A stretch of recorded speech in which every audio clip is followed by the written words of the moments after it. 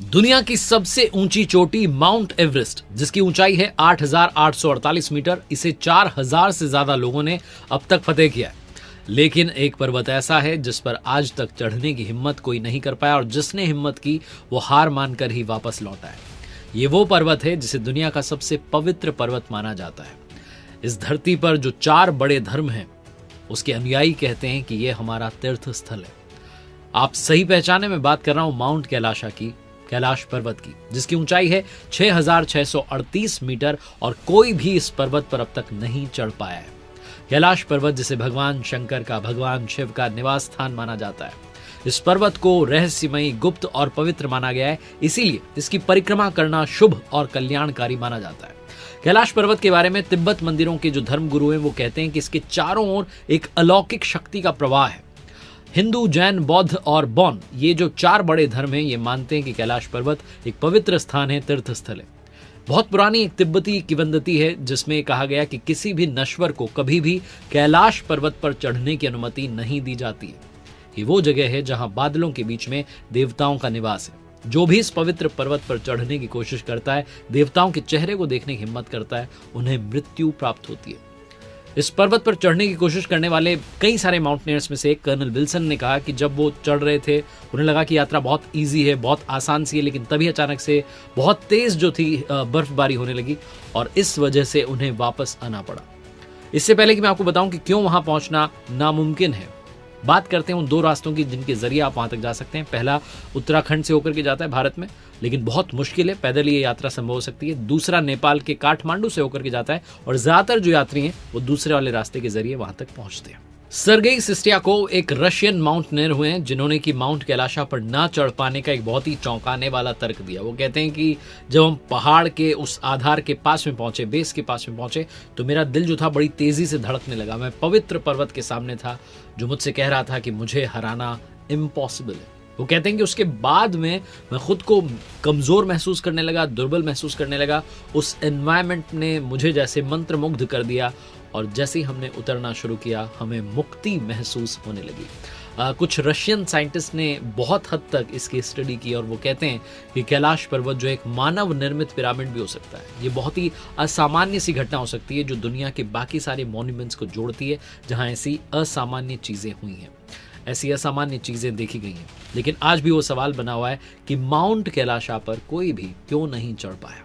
हिंदू धर्म में कैलाश पर्वत का बहुत ज्यादा महत्व है, क्योंकि ये भगवान शंकर का निवास स्थान कहा गया है। ऐसा कहा जाता है कि कैलाश पर्वत पर थोड़ा सा ऊपर चढ़ते ही व्यक्ति दिशाहीन हो जाता है, दिशा भटक जाता है, और बिना दिशा के चढ़ाई करना मतलब मौत को दावत देने के बराबर है। इसीलिए कोई भी इंसान आज तक कैलाश पर्वत पर नहीं चढ़ पाया।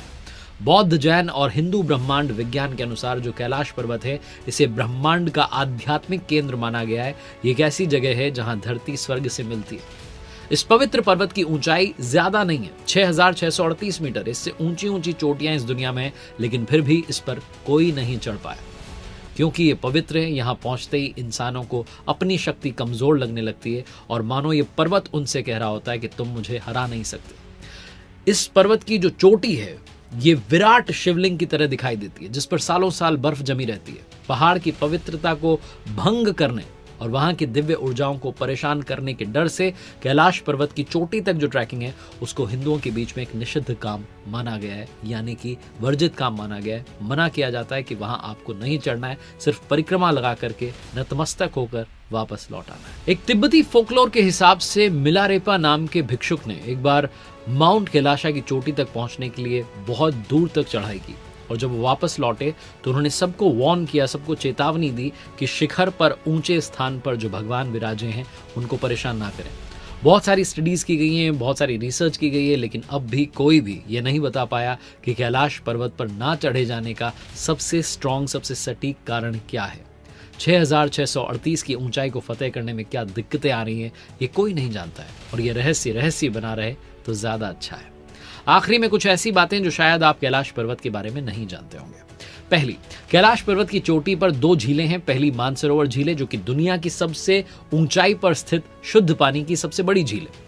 इसका जो आकार है वो सूर्य के समान कहा जाता है। और दूसरी जो है वो राक्षस झील है, जो दुनिया की सबसे ऊंचाई पर स्थित खारे पानी की सबसे बड़ी झील है। और इसका आकार जो है चंद्रमा के समान माना जाता है। ये दोनों झीलें यहाँ पर कैसे बनी, साइंटिस्ट आज भी इसकी रिसर्च कर रहे हैं। कहा जाता है कि कैलाश पर्वत या मानसरोवर झील के पास जाने वाले लोगों को लगातार एक ध्वनि सुनाई देती है, जैसे कि आसपास कोई हवाई जहाज उड़ रहा हो, लेकिन वहां हवाई जहाज का उड़ना मना है।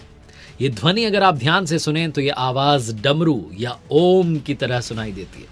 साइंटिस्ट कहते हैं कि हो सकता है ये आवाज बर्फ के पिघलने की हो, लेकिन धर्म के अनुयायी कहते हैं कि आवाज ओमकार की है। माना जाता है कि जो व्यक्ति अच्छे कर्म करता है उसे मृत्यु के बाद में कैलाश पर्वत में स्थान मिलता है।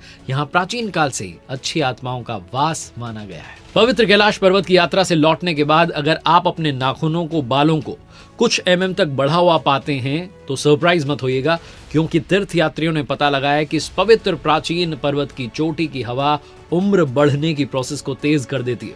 एक बार साइबेरियन माउंटेनियर्स का ग्रुप एक डिसाइडेड पॉइंट से आगे चला गया था, वो तुरंत बूढ़े हो गए।